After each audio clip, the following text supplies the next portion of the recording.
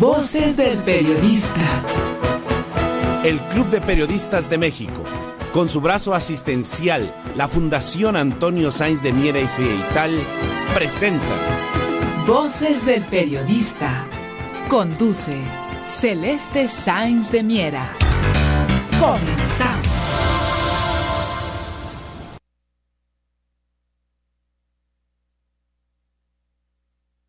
¿Qué tal, amigos? ¿Qué tal? Muy buenas tardes. Bienvenidos a su programa Voces del Periodista, este programa que es de ustedes y para ustedes a través de las frecuencias de Radio Cañón, la 760, en donde la pluralidad es verbo. Un privilegio compartir con ustedes, queridos amigos. Agradecemos mucho también a quienes nos retransmiten de manera diferida por frecuencias radiales y también por la red.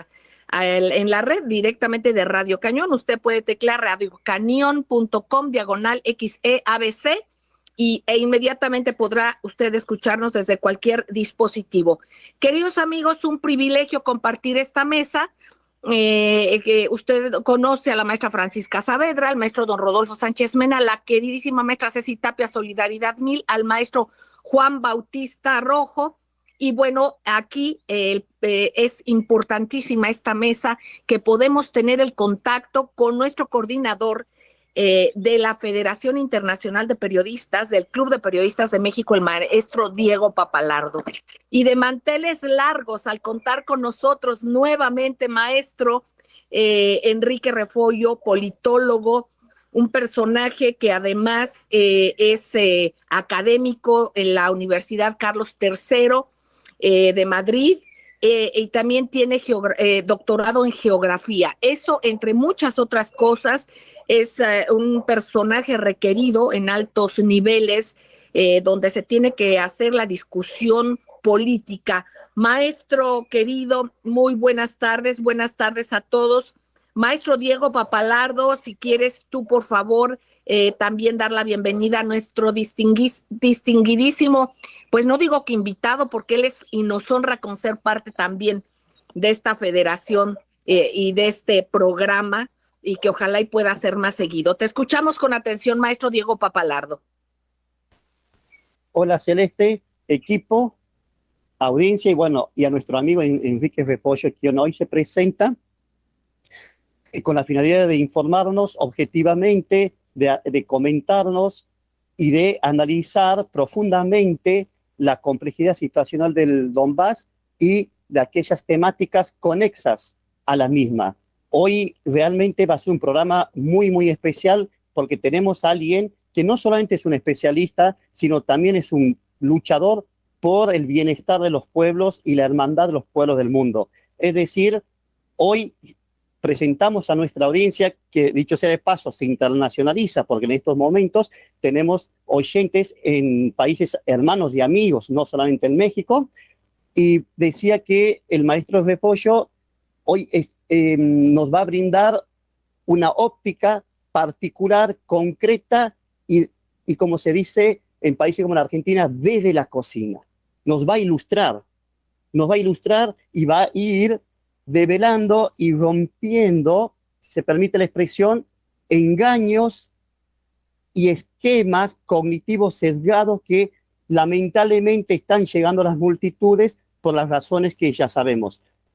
Entonces, invito a la audiencia a escuchar atentamente a nuestro amigo y maestro Enrique Refollo. Gracias, maestro Diego Papalardo. Vamos a ir a un corte, queridos amigos, y regresamos directamente. No se pierdan este programa, por favor, y también compártanlo. Vamos a un corte, no tardamos. Gracias.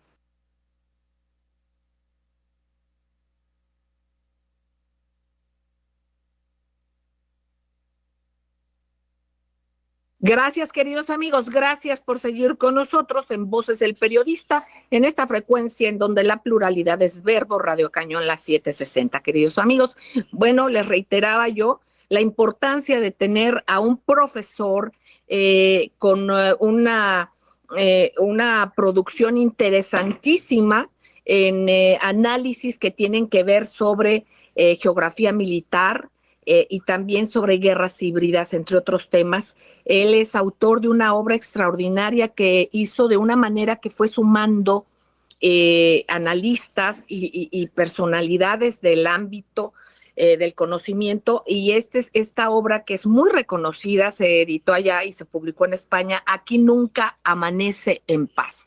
Ya daremos seguimiento a esa trayectoria extraordinaria del maestro, así es, el maestro Enrique Refollo. Muchísimas gracias. Y bueno, para Argentina, el libro Geopolítica, Soberanía y Orden Internacional en la Nueva Normalidad. Esto porque se extendió también la publicación de parte de esta obra extraordinaria, Nunca amanece en paz. Aquí nunca amanece en paz. Maestro querido, muchísimas gracias. Yo quisiera, si fuera usted tan amable, arrancar con una pregunta, un cuestionamiento. Si nos pudiera usted, ya que considerando que usted estuvo en enero en Donbass, que fuera usted tan amable de actualizarnos en la información sobre la situación política, económica y bélica de esta zona tan sufrida, maestro querido. Lo escuchamos con mucha atención. Adelante. Pues buenas noches desde aquí, desde España. Mucho gusto estar de vuelta. Feliz año nuevo, que no nos habíamos visto en las ondas desde el año pasado, desde el 2022, año tremendamente histórico para todo el mundo. Y bueno, la situación, lo más vívido era precisamente la falta de agua corriente en toda la ciudad de Donetsk. Esto lo digo como primer elemento y como ejercicio también para todos los que nos están escuchando de lo que viven allí y lo que llevan viviendo, sobre todo de forma más intensa, desde el inicio de la operación militar rusa en Ucrania, y es que las Fuerzas Armadas ucranianas decidieron que la mejor idea, la mejor forma de, entre comillas, convencer a la población de Donbass de que eran ucranianos era básicamente bombardeando los canales y las estaciones de bombeo para que no llegara agua a ciudades tan gigantescas como Donetsk y la vecina Makiivka. En definitiva, bueno, el tiempo que estuve allí, no teníamos agua en el hotel, no había agua en toda la ciudad, solo una vez cada 3 días por 2 horas al día. Esa era la única agua que se podía tener.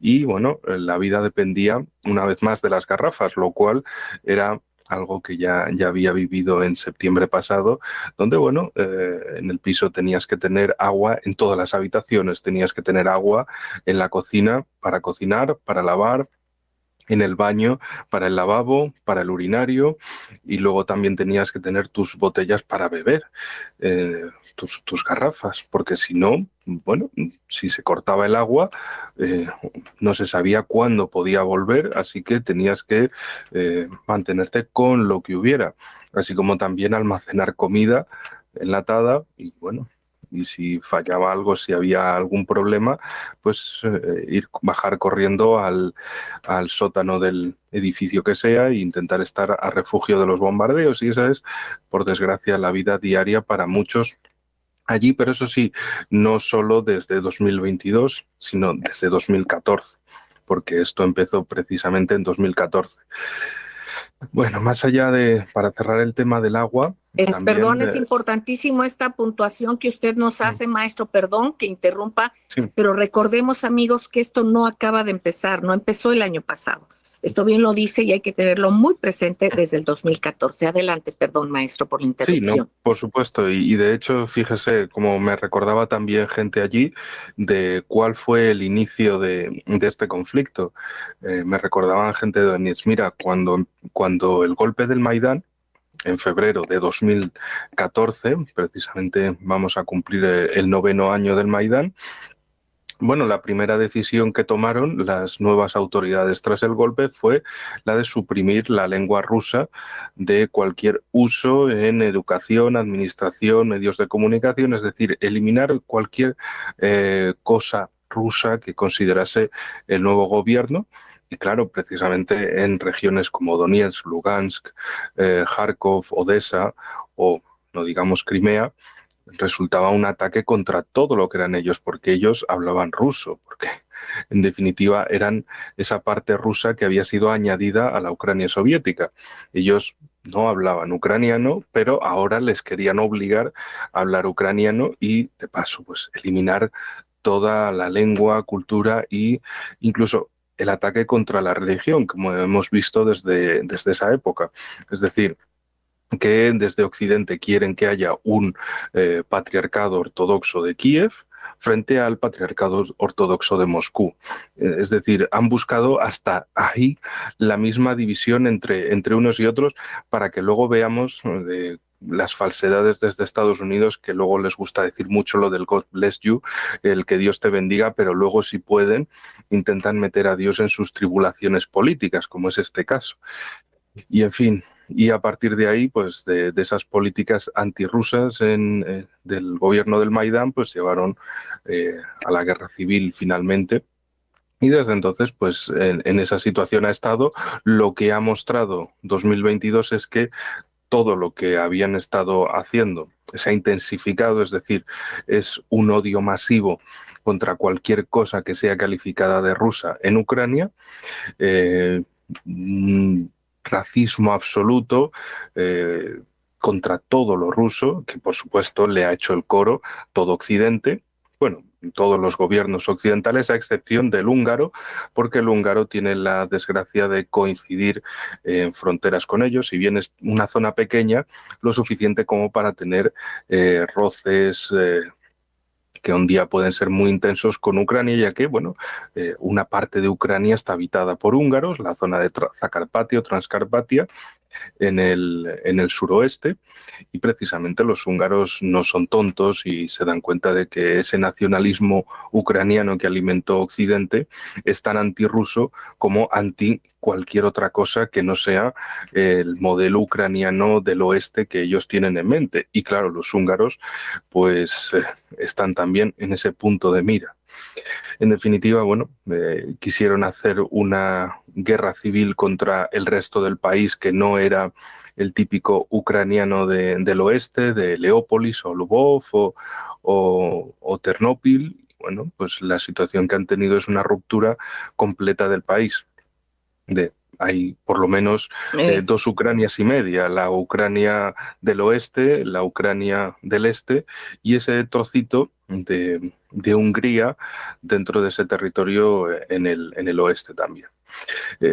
Con respecto a la parte del agua, que me parece muy importante, desde Rusia se dedicaron a la construcción de un canal desde hace meses y anunciaron su apertura la tienen prevista en abril de este año, de 2023, para paliar de ese modo todas las necesidades hídricas de la ciudad, que bueno, imagínense lo que es vivir bajo los bombardeos constantes.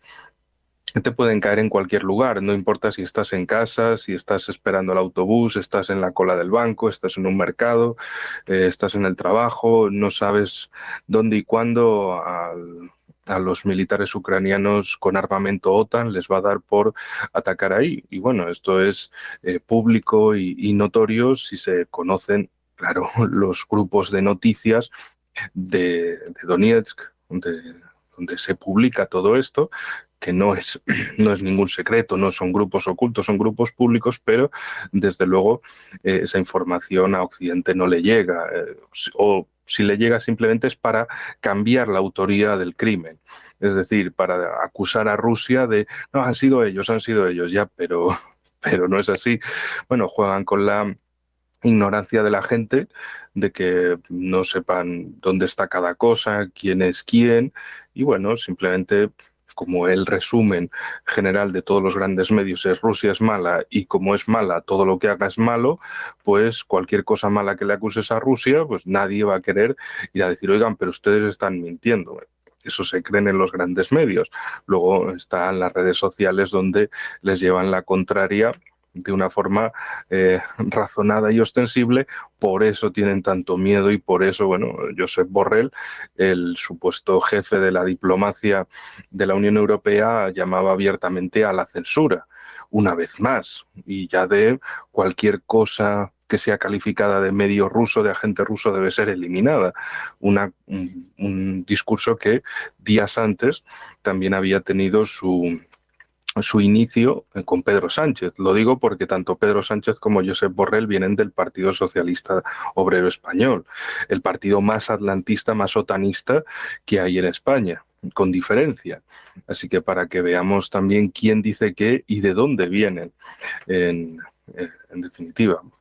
Y luego por la parte económica, tal como me comentaban desde allí, hay muchísimas regiones de Rusia que están invirtiendo en el Donbass, en la reconstrucción, empresas de todo tipo, desde todas las regiones, para que aporten su granito de arena en la reconstrucción y en, digamos, la normalización, a pesar de que todavía esté la guerra en marcha, pero que en la medida de lo posible la gente pues pueda incluso refugiados volver, seguir trabajando, seguir, en definitiva, nada de estar parados y estar esperando que lleguen donaciones, que llegue dinero, esperar sin más, sino ponerse a trabajar entre todos y preparar el camino de la paz ya desde ahora y preparar una prosperidad futura trabajando ya en el día de hoy. Gracias, maestro querido, entrañables compañeros de vida, radioescuchas. Vamos a ir a un corte y también estar en una reflexión. Esto que comparte el maestro, parte de todo esto se vive cuando hay países que están con bloqueos económicos. Por una parte se alimenta con armas a quienes conviene, a quienes quieren aceitar así su economía, y por otra parte se sirven de bloqueos. Lo que se está viviendo en Siria ante estos terremotos en comparación con Ucrania, que es lamentable todo el fallecimiento de ucranianos y de turcos, pero en este caso vemos cómo viene e insiste ese corazón agrio o falta de corazón y corte de la misma tijera para abordar los temas y los discursos. Vamos a un corte, queridos amigos, y regresamos. Gracias.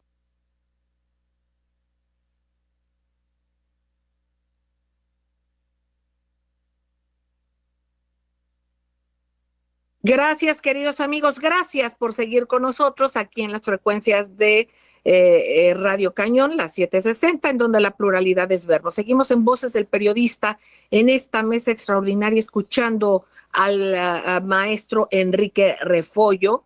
Y bueno, por lo pronto, y agradeciendo mucho también la participación del maestro Diego Papalardo para la organización de este extraordinario programa. Maestro Enrique Refollo, usted participó el día 20 de enero como expositor invitado en la sesión del Consejo de Seguridad de la ONU, abordando el tema de la guerra sistemática de Ucrania contra los residentes del Donbass. En virtud de ello, maestro, sería muy interesante para nuestra audiencia el escuchar de su propia voz comentarios suyos sobre el contenido que tuvo en su participación, si fuera usted tan amable, maestro. Claro, con mucho gusto. En primer lugar, es un ejercicio de imaginación para los que no han vivido la situación, claro, y de esa forma exponer los 5 viajes que he realizado allí desde 2017. En primer lugar, el primero, y también bastante impactante, al descubrir la existencia, y que puse además un pantallazo de Google Maps para que cualquiera pudiera verlo con las coordenadas y lo pudiera buscar, porque sigue existiendo. Es la típica zona de trincheras estilo Primera Guerra Mundial, con trincheras en un lado, trincheras en otro, una tierra de nadie. ¿Y por qué puse esto? Porque precisamente en 2016 Hollande y Merkel, los presidentes de Francia y Alemania, se reunieron en el campo de batalla de Verdún para celebrar el centenario de aquella horrible batalla, la más sangrienta de la Primera Guerra Mundial, y a jurar y perjurar que no iban a permitir que nunca más volvieran las trincheras a Europa y demás. Y claro, yo pensaba, estos son los mismos que dicen que Donbass es Ucrania y que Ucrania es Europa. Por lo tanto, si hay trincheras en Donbass, hay trincheras en Europa, ¿no? Pero bueno, ahí nos encontramos con una una desgracia de amnesia táctica. Cuando les interesa, pues sí lo es, para lo que les interesa, para ciertas cosas, para el resto, pues no cuenta. Y bueno, como esas trincheras en la aldea de Sarajevo se podían encontrar muchas otras, pero bueno, yo estuve personalmente en esas, entonces es de las que mejor puedo hablar. Otros casos representativos, la colina de Saurumogila, un lugar que visité en 2018 porque tiene, bueno, un elemento histórico que a mí me resulta muy impactante. Fue un campo de batalla en el pasado, en la Segunda Guerra Mundial, en 1943. Que uno puede pensar, bueno, estamos en el siglo XXI, son historias de los abuelos, historias lejanas, cosas que el abuelo y sus cosas del siglo pasado, mira que era la Unión Soviética, que no, que ahora estamos en la Federación de Rusia, que ahora ya es otra cosa. Que uno puede pensar eso, de campos de batalla de sus países, que lo vean como, bueno, son cosas del pasado, de los libros de historia, historias de los abuelos, poco más que eso. Y en 2014 se convirtió de nuevo en campo de batalla, de una forma también muy similar, es decir, con una invasión desde el oeste y una defensa desde el este, venciendo en ambos casos el este. Y, en fin, es una colina totalmente destrozada, los monumentos de la época soviética, bueno, ahora en 2022 han sido reconstruidos, pero en aquella época serían destruidos por aquella batalla, y lo más trágico y representativo del lugar es el nuevo cementerio. Es decir, hay un cementerio de 1943 que, como digo, se puede ver como historias de abuelos, historias lejanas, nadie, somos jóvenes, no hemos vivido eso, pero ahora sí que los jóvenes también podemos ver tumbas que podrían ser nuestros padres, nuestros tíos, amigos, primos, vecinos o nosotros mismos, porque son todo fechadas las tumbas en 2014. Entonces es ese ejercicio de imagínense, porque en todos nuestros países quien más y quien menos tiene un campo de batalla y que pueda pensar, no, esto es de hace mucho tiempo y tal, pero no. Allí nadie quería la guerra y les llegó la guerra. Y esos monumentos del pasado, esas zonas de, no, aquí, bueno, hubo una batalla, pero eran otros tiempos, pues no. Pues desgraciadamente la guerra llegó de nuevo. Y así sucesivamente fui relatando más eventos, más situaciones vividas allí, más misiones humanitarias realizadas allí. Y al fin y al cabo, lo que el año de 2022 nos ha demostrado en todo el mundo es que no existen ni valores occidentales, universales, ni, bueno, ni democracia, ni derechos humanos, ni nada parecido. Lo que existen son excusas universales que las aplican de la forma y del modo y en el lugar que les interese. En el caso de Ucrania hablan mucho de ciertas cosas, pero la realidad es, y esto es impactante, ¿no? Porque es el cinismo tras cinismo, hipocresía tras hipocresía. En la Unión Europea, en Occidente, en Norteamérica, se habla mucho de hay que perseguir los discursos del odio, que si el resurgimiento del nazismo, que si no sé qué, que si no sé cuál, y todo esto, pero al fin y al cabo, o también de hablar de los extremismos religiosos, en particular, pues el tema del extremismo islámico, que es de los más importantes y de los que más afectan en todo el mundo, empezando por países islámicos. Y claro, la conclusión a la que llega un observador de la situación en la realidad es que si esos grupos extremistas van contra Occidente son muy malos y hay que perseguirlos, pero si van contra Rusia hay que reunirlos todos en las fronteras de Rusia y apretar contra ellos. Y ahí encontramos ese tipo de grupos extremistas nacionalistas en Ucrania contra Rusia, que buscan el apoyo de grupos similares de otros países europeos, o no tan europeos, sino caucásicos como Georgia, y también de terrorismo islámico, para que vayan a luchar allí porque quieren juntar a todo lo que sea antirruso para lanzarlo contra ellos, aunque sea estar fomentando y financiando precisamente lo contrario de lo que ellos han estado diciendo que es malo. En definitiva, nos dicen, no, es que el nazismo, las políticas discriminatorias, el supremacismo racial, no, son cosas muy malas. Ah, pero si es contra Rusia, no, si es contra Rusia está muy bien. Ahí no pasa nada, ahí al contrario, tenemos que fomentarlo, tenemos que apoyarlo, porque es esa al fin y al cabo, ese proxy, ese intermediario, esa palanca para intentar abrir brechas, crear una ruptura dentro de Rusia o por lo menos en las fronteras de Rusia.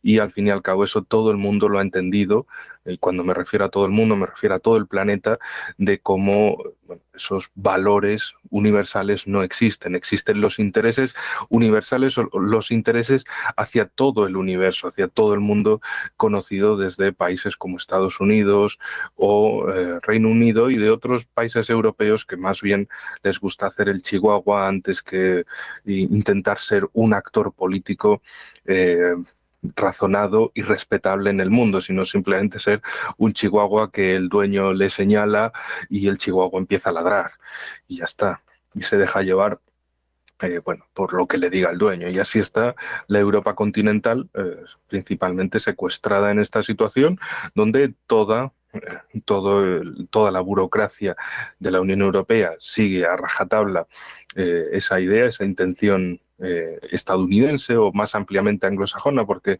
otros países como Australia, Reino Unido y Canadá están metidas en el ajo, están metidas en el tema, que son precisamente los países del llamado cinco ojos, no del llamado así sin más, sino porque precisamente entre ellos tienen una organización internacional llamada los cinco ojos para, bueno, estar en contacto en todo el mundo y vigilar a todo el mundo, de esos 5 países anglosajones, en definitiva, en todo el planeta. Bueno, la situación que nos ha planteado 2022 es que básicamente lo que les importan son sus intereses, los van a hacer, los van a intentar conseguir, van a presionar en todo el mundo de cualquier manera, sin restricción alguna, porque lo único que les interesa es sus intereses, lo que vayan a ganar ellos, y ni siquiera sus pueblos, por supuesto, sino sus élites políticas, porque, bueno, Estados Unidos es un país cuya sociedad se hunde sin límite, pero mientras tanto intentan dar lecciones al resto del mundo, o también es el caso de Reino Unido, y le intentan dar lecciones al resto del mundo de democracia, de bienestar, etcétera, y son, bueno, eso, países que se están hundiendo dentro de sí mismos, pero proyectan una imagen de grandeza y poderío en el resto del mundo. Bueno, ¿cómo se puede terminar profesor, querido. Quería simplemente apuntar un último detalle, y es que precisamente a partir de esa grandísima hipocresía global, lo que ha llevado es que el mundo se divida cada vez de una forma más intensa entre los países de la esfera unipolar, es decir, de Estados Unidos y sus satélites, sus chihuahuas, o bien un mundo multipolar sin una hegemonía global, sino precisamente buscando la cooperación mutua, el beneficio mutuo, el respeto mutuo. Y claro, hablan de países malvados como Rusia, como China, como Irán, Venezuela de vez en cuando también en el ajo, ¿por qué no? Y demás, los BRICS. Todo eso es un cúmulo de países malvados que intentan revisar el orden mundial, que son gente terrible. Y claro, uno piensa, pero ¿por qué? O sea, no lo dicen, porque claro, si no sería desvelar la obra de teatro que están realizando. Pero lo que no quieren decir es que esta gente, estos países están construyendo un orden mundial diferente donde nos van a dejar al margen o donde directamente no vamos a ser nadie. Vamos a ser una nulidad, vamos a ser periferia y no centro. Entonces no quieren reconocer la realidad, pero en vez de pensar, bueno, tenemos ahora mismo en Norteamérica, en la Unión Europea, un poder económico, cultural, es decir, un poder duro y blando muy importante. Podemos ser partícipes de una transformación en el mundo y asegurarnos un puesto clave. No, al contrario, prefieren seguir los postulados estadounidenses de esa hegemonía global a toda costa. Y mientras tanto, bueno, Europa hundiéndose en el camino y otros países pues cada vez huyendo con muchas más ganas de ese mundo. Y bueno, lo que yo llamo el club de los agraviados, países que han sufrido de un modo u otro las injerencias occidentales, pues Dicen, pues yo quiero hacer otro mundo. Y si tengo el ejemplo de países como Rusia, China o Irán, pues ese triángulo multipolar en Asia, Claro, pues maestro precisamente querido. van a seguir por ahí. Exactamente, vamos a un corte y ahí vemos la diferencia, el resurgimiento de Siria, de la economía de los BRICS y por otra parte el creer que con la muerte y la depredación va a ser algo que puedan presentar de una manera creíble hacia el resto del mundo que se está hundiendo. Y quienes no siguen precisamente un resurgimiento que está ya del otro lado del mundo, con Rusia, con China, con toda esta y esta posibilidad de economía que sea producción a base de la producción como son los BRICS. Vamos a un corte, queridos amigos, y enseguida regresamos. Gracias.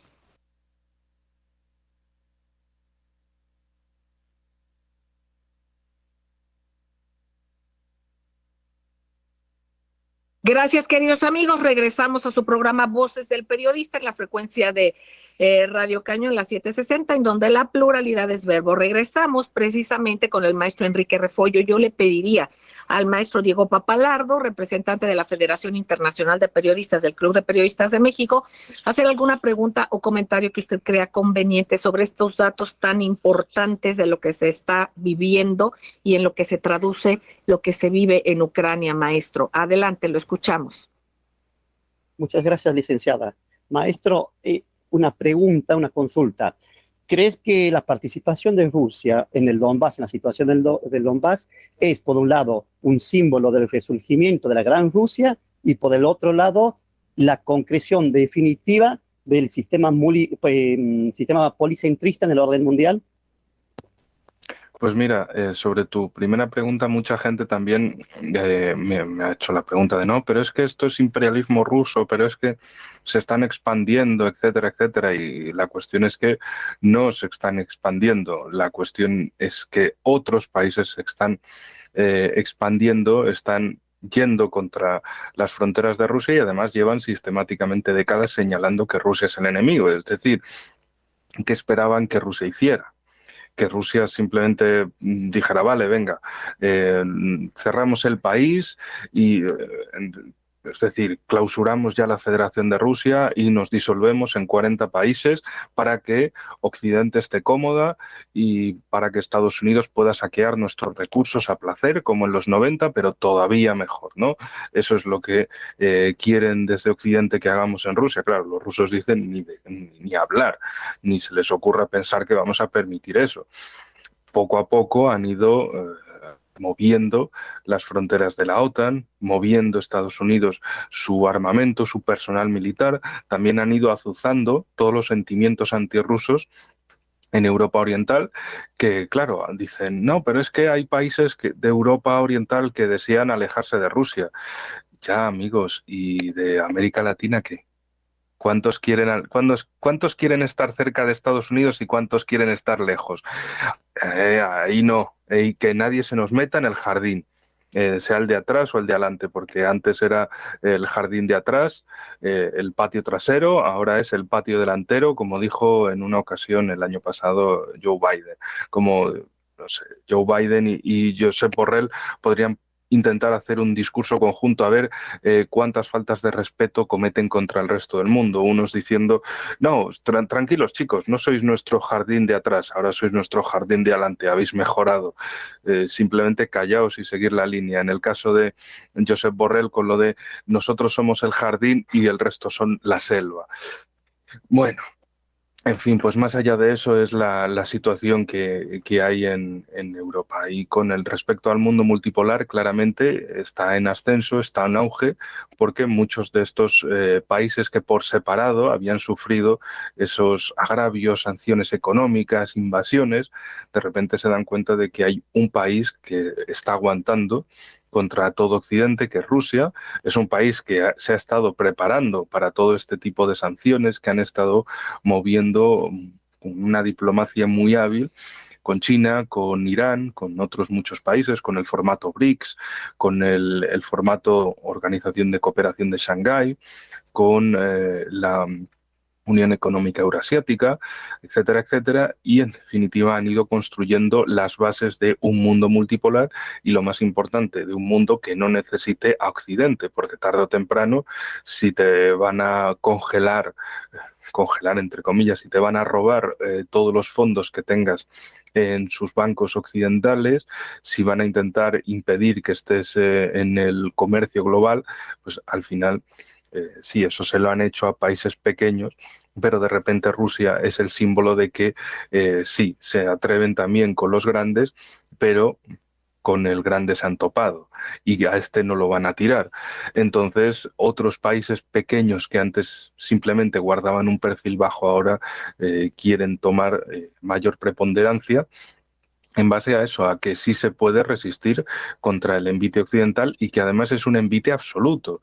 No es simplemente que quieran cambiar un presidente, es que quieren destruir todo tu país, es que quieren hacer que Rusia desaparezca, que los rusos desaparezcan, los chinos también, o los iraníes también. Y otro día pueden ser los mexicanos o los colombianos, los argentinos o los brasileños. Exacto.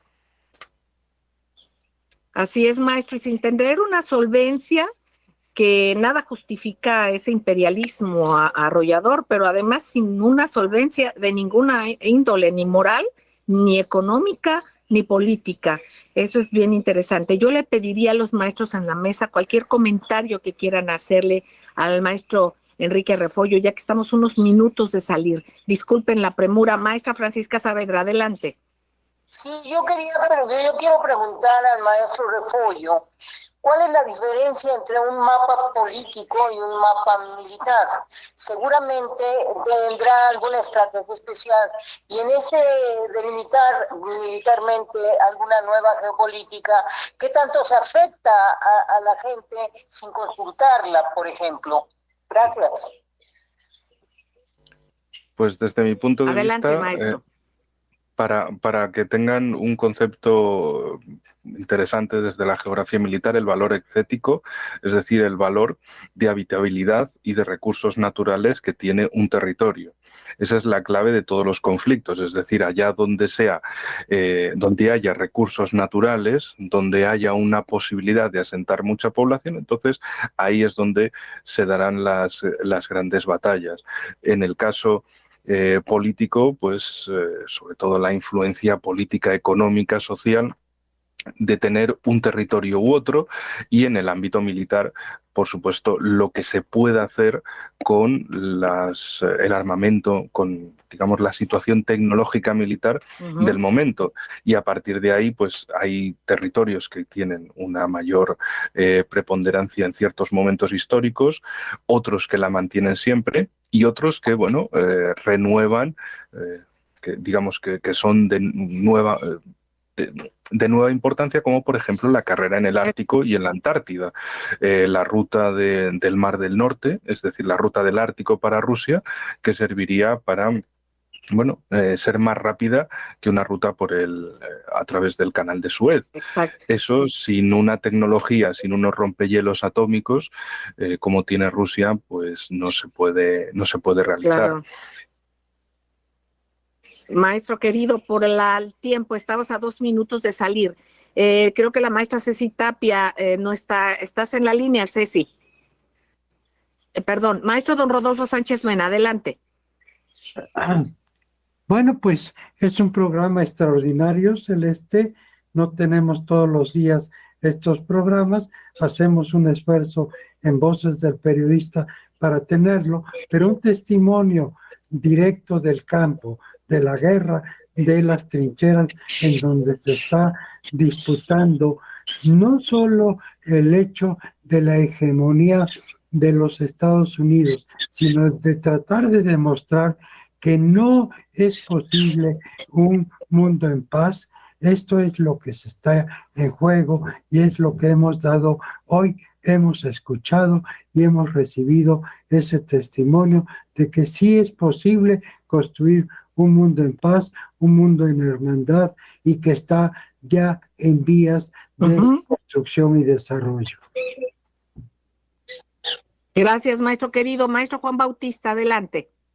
Mis felicitaciones por este excelente programa, y creo que al público le queda claro que en esta guerra donde México no eligió dónde nacer, en este jardín, nosotros ya estábamos aquí, antes incluso del imperio gringo. Nos queda claro que ha habido una manipulación por mucho tiempo, desde hace décadas, y para este caso de Ucrania, pues una guerra que se venía cultivando desde hace más de 9 años, porque hay muchos antecedentes, y me quedo con esa lección académica que nos acaban de dar los dos maestros. Gracias.